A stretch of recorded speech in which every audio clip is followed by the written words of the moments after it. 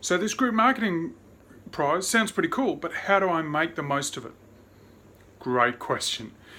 So there's a heap of ways that you can make the most of it. One of them is at expos, giving it away as a bonus when you buy now, or trade shows.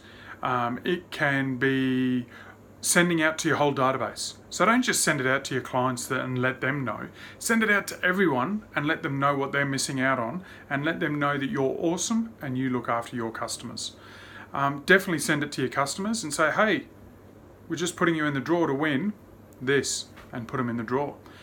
And we do that for all members and all guests at the Business Legs. So you guys should definitely do it. There's other ways you can do it with it on your email signature block, sending it out to your database, having it on your website, and through social media as well. So you can promote the, insert expletive there, but you can promote it as much as you want.